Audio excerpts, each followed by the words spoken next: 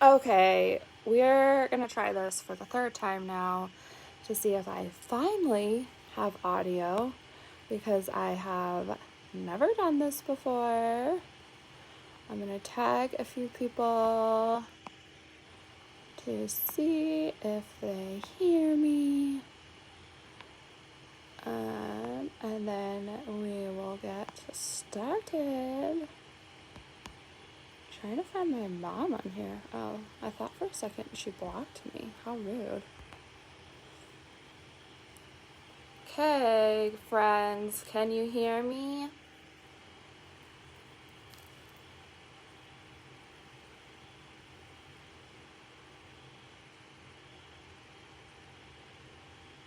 Hi, Ken. You're so great. Yay! Okay, everybody can hear me. Okay, so earlier today I posted I don't know if you call it a meme or a quote or whatever, about domestic violence victims and how it is just crazy hard to have really anybody believe you. And I really struggled with that throughout my journey, especially when it came to first responders and law enforcement. So I want to kind of circle back to that at the end. But firstly, wanted to say I have been crazy nervous to do this video all day, but I just got off of a team coaching call for Beachbody. And one of the ladies who was hosting it, her name is Amy. She said that action builds confidence. And that really stuck with me because it is true. You might start off not feeling confident about something, but the only way to grow that confidence is through actions and by doing it. And so you just need to lean in and show up, even when it's hard.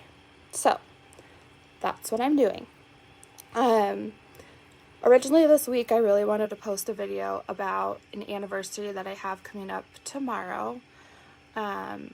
It is, it's hard to say. It is the anniversary, or the would have been birthday, for the baby girl that I lost in between Landon and Corbin. And it was such a hard thing to go through. We had started buying diapers and planning a little bit. It was a late-term miscarriage. And her name was Emma. And so every year I kind of struggle a little bit with that anniversary. And every year it's a little different. Sometimes I do pretty okay, and sometimes I'm really sad or really angry or just confused. And it just kind of depends. So a couple of years ago in 2017, I had a really bad year with it. Really, really bad. I was super upset. I didn't know how to deal with it. I had so much else going on in my life that was affecting me at that time that it was really hard to differentiate between what I was upset about. So I remember going home that night, and of course my go-to coping mechanism was drinking. Because I was just not in a good place. And I'm not going to sit here and lie and be like, oh yeah, I didn't do anything wrong, blah, blah, blah. That's not the case. So that night was particularly bad. I can't really remember what started the argument with Cody and I. It was honestly probably nothing important or worth remembering, obviously. And I was not in a place to argue with anybody. I was not in a place to have anybody be mean to me. I just wanted some love and support. And I wasn't getting that. And I was angry. And so we were going at it. We were arguing. It got ugly. I remember like screaming at him, and I may have even thrown something. Not super sure because, again, a lot of these events get mixed up in my head a little bit, so I do have a hard time keeping them straight. So he came out of the bedroom, which was at the end in our house. It was at the end of the hallway, and then at the front of the hallway was like a kitchen, and then the front door and the boys' room. So he ended up throwing me down the hallway, and I landed on my back, and it completely knocked the breath out of me. There were a few seconds where I definitely was not breathing, you know, that feeling like when you get the wind knocked out of you. And then I screamed a little bit and started crying, and one of his favorite things to do was to spit on me. Especially when I was down, like I'd fallen down, or he pushed me down, or whatever. And I remember looking over towards the end of the hallway by the front door where the boys' rooms were, and they were watching. They saw the whole thing. They were younger, so they kind of pretended like they didn't see anything. I think that's how they learned to cope. And I got up and I went outside and sat on the porch and was just sobbing. I was a complete and total mess. And I called my friend Melinda, my best friend Melinda. Thanks for watching. And she was living in Arizona. Still is in Arizona. I hate you for that, by the way. So obviously her reaction is like, oh my God, what do I do? How do I help? I'm thousands of miles away. And so at some point, she realized, like, I can't call 911 from Arizona and get to 911 in Reno. So she got a hold of my mom, and my mom called 911, and the police came over. My mom rushed over with one of her really good friends, and Cody had left. And it was just so shocking to me how jaded these were in the way that they treated me. They walked in and they asked, is he still here? I said no. They asked the whole story of what happened. They looked around the house. They talked to the kids. And they said, well, there's nothing we can really do. He's not here. You're not hurt. You can fill out a statement and we can turn it in and see if we can do anything about it. But other than that, like, your best bet is to not stay here tonight. If you feel unsafe, go stay somewhere else. This is his house too. and he has a right to come back.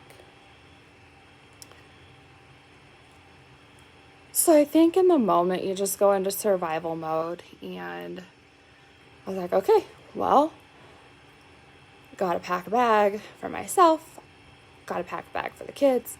I don't even know how long we're gonna be gone. I don't know what to put in it. I don't know what to bring. By that time, my mom and her friend had gotten to the house. So I think my mom was helping the boys and her friend was helping me. And I just remember shoving everything and anything I could into this tiny little suitcase. And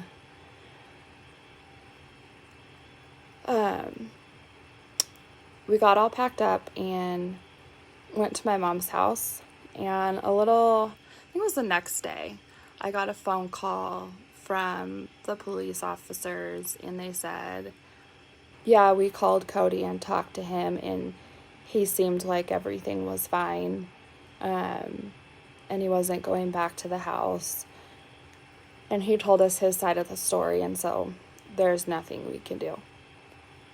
And that just leaves you feeling confused, like, God, am I crazy? Did this not happen? Was I drinking so much that I am being dramatic, or I made it up? You just start really getting in your head when people who you're made to believe are there to protect you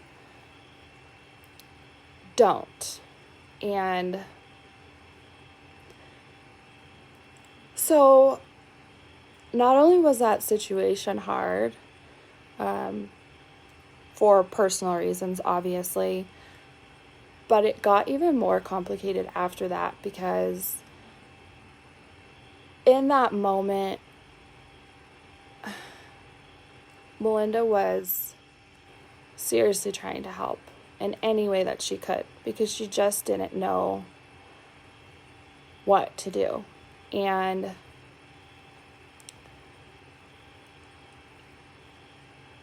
when Cody and I came back together, because obviously I went back home, he asked me who had called the police, and I said, well, I think my mom and Melinda had talked. Not sure if it was my mom or if it was Melinda. I don't know. Why does it matter? So he ended up convincing me that Melinda had tried to destroy our family, and I believed him. And not only did I believe him, but I bought into his story because I just didn't want to fight with him.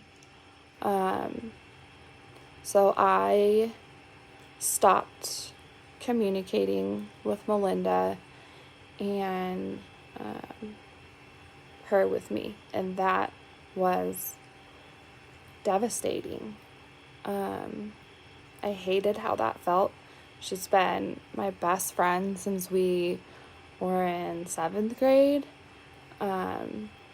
She's seen me go through 10 million things, and I just didn't understand. So it was another thing that I felt like, well, Jesus Christ, like, people are being mean to me. What the heck?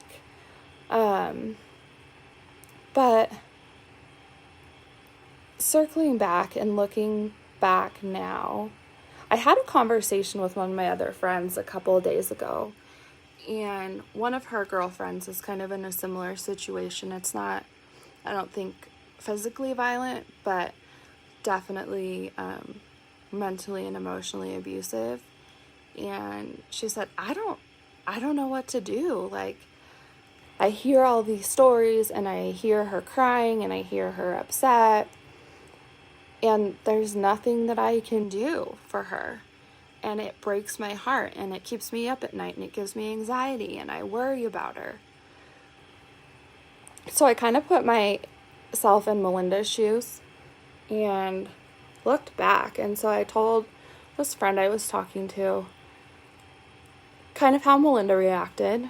And I said, I think really you just need to set boundaries. And if you have to tell her that you can't listen to her talk about stuff like that, or you just can't talk to her at all anymore, or whatever makes you feel better, you need to do that for yourself. Because ultimately, nothing you say or do is really going to push her to realize what's actually going on and do anything about it, because he's in her ear all the time telling her otherwise. And that was very much the situation for us. And I honestly, I'm so thankful for the way Melinda reacted to that, because I think it was extremely healthy for her. And she needed to do that for herself and her family. They were going through some other stuff that was very tragic. And so my stuff on top of that was not helpful. And it was something that stuck in my mind, that this is the person that I had loved and trusted for a very long time. And in my heart of hearts, I knew that he was wrong. And I'm thinking, okay, yeah, she called the cops, and you're saying she tried to ruin our family, but she called the cops because you were being abusive. So isn't that you trying to ruin our family? But abusers have a funny way, and I think it's almost just innate to them, of flipping the script, and they just get in your head and convince you that you're wrong, or you don't see it correctly, or whatever, 10 million things, that it's your fault, especially that one, that it's your fault. So of course that night it was my fault that I had yelled at him or whatever. I don't know. I don't freaking know. I can't remember. But my encouragement and advice to anybody who is friends with, or family members or what have you, who are in similar situations, is that you just have to kind of choose the role that you want to play in that person's life or in that situation. So you can either be all in on it and listen to everything they have to say and give them advice. You can distance yourself completely. You can tell that person, I can't listen to these stories anymore, but I'm here for you as a friend. But you really have to make that decision for yourself. The person who is the victim and being abused isn't in the right mind to decide those things. And I also had the same scenario with my mom after that incident. She was obviously very concerned and strongly encouraging me to leave, and I just didn't want to hear it. So I think we went out to lunch one day, and I just said, listen,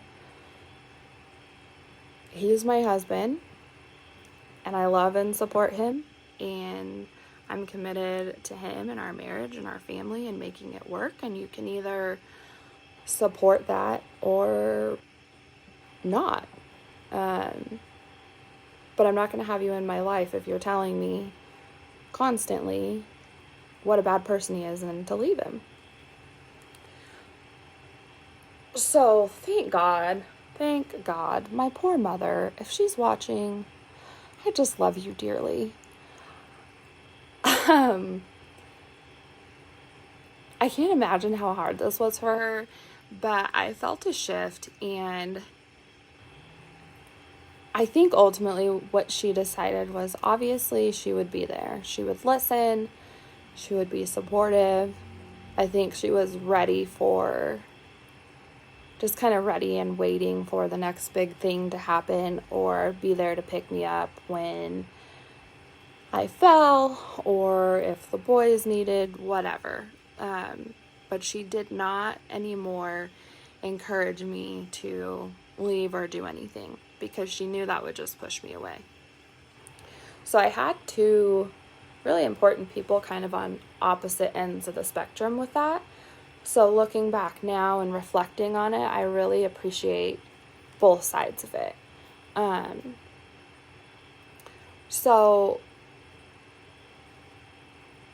one of the things I wanted to talk about, sorry, I'm just trying to get my mind straight. I get a little confused. Was if you are friends with or family with somebody who is in a similar situation, like truly just follow your heart and your gut and pick a lane and set boundaries for yourself. Domestic violence hurts everyone involved and is traumatic for every person involved. It is not easy for anybody, especially people having to watch it happen and feeling helpless. And another thing that's been on my heart that I've talked with quite a few people about since I started these videos and this journey is all of these misconceptions that surround domestic violence. And for me, it really was not so much about people close to me, but gosh, I hate saying this with everything going on in the world, but it was with police officers, law enforcement, first responders. And I really have spent so much time reflecting on why that might be, or having empathy for them,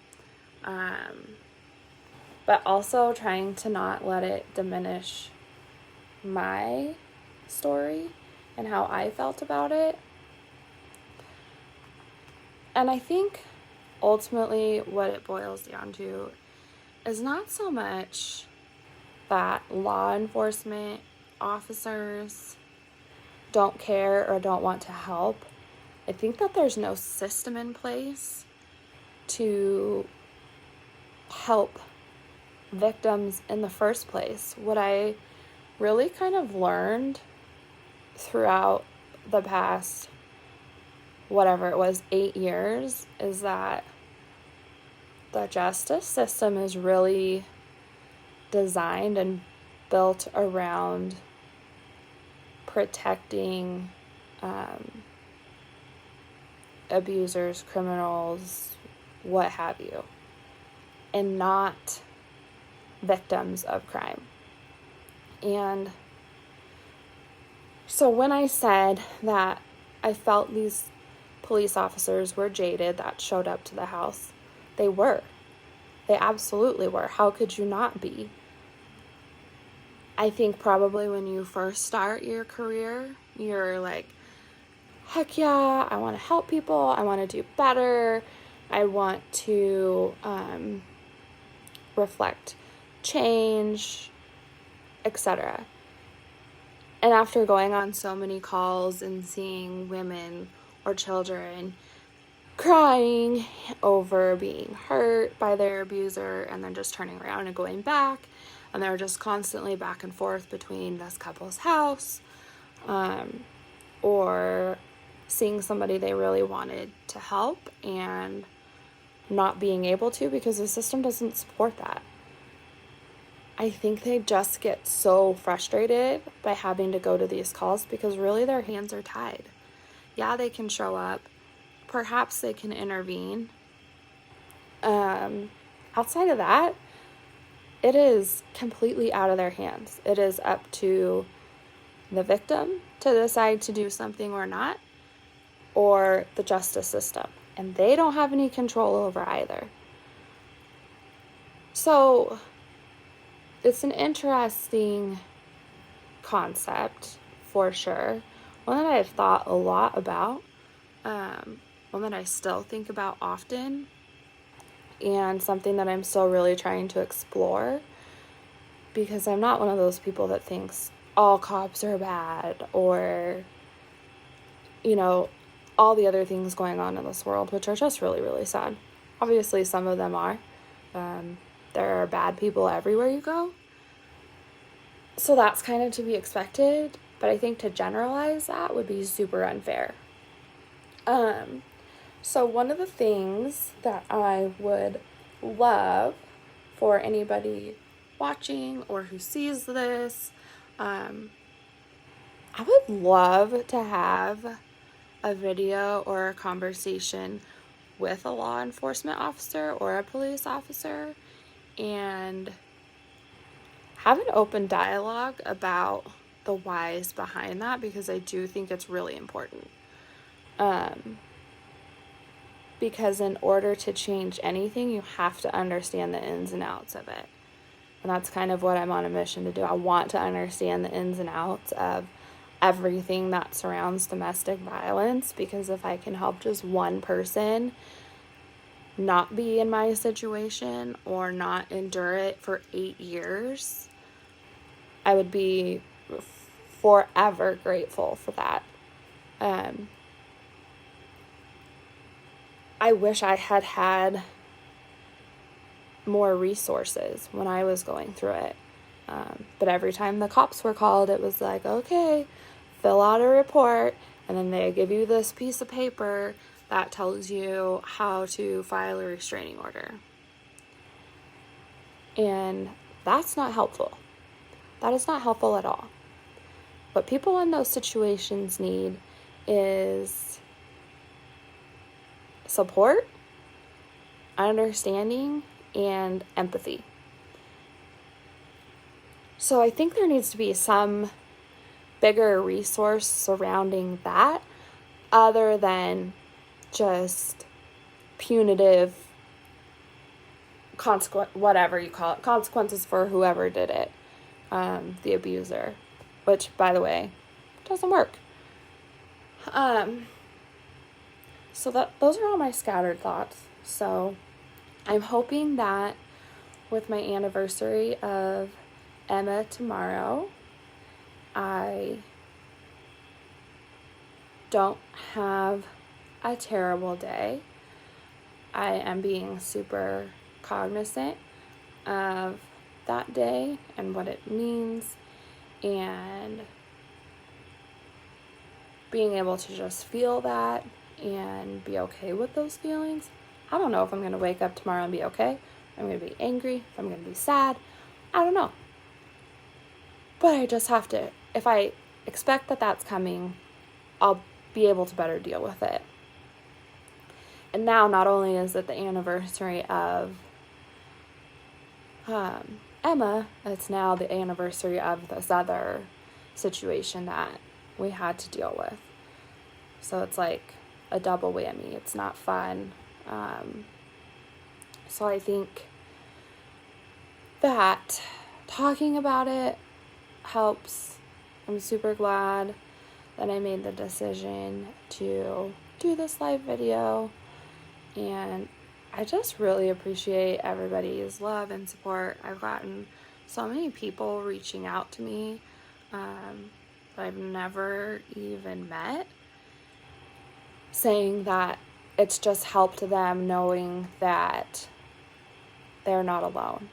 And I can be a safe place for them to share with. So I just, seriously, sincerely, from the bottom of my heart, appreciate everybody's love and support as I'm on this journey. I can't tell you how much healing I have done since I started this. Being able to talk about it and have people acknowledge that it did happen and it wasn't my fault and it wasn't okay, makes it more real. And when it's real, it's easier to attempt to understand it and wrap your mind around it and process it and do your best to move forward. So just remember that, like I said at the beginning, one of the best things I've heard today is action builds confidence. So if there's something you're not feeling confident about, or you're scared, or you're nervous, take action on it. Even if it fails, you're still going to feel better and a little bit more confident that you tried and you lived. It was a hard thing to do. You may not have been successful, but you're still alive and breathing. You're not dead. Nobody hates you. So just lean in, embrace the things that are uncomfortable, talk about things that are uncomfortable. Nobody, like everybody's story and journey is just different. And kindness matters. It really, really does. That's what is at the core of all of this, is just be kind to not only other people, but to yourself. And when you start being kind to yourself, that also builds confidence in being able to take action to then build more confidence. So lean in to things that are uncomfortable, show up, and just do the damn thing. Wish me luck tomorrow. I think I'll be fine. I feel pretty positive about it, as positive as one can. And I'm just going to keep doing the damn thing and sharing my story, talking to people who are needing an ear or just willing to listen, and growing my support group has been the best part of all of this. So, thank you so much. I appreciate all of you. Love everybody. And I can't wait to share my next video with you guys.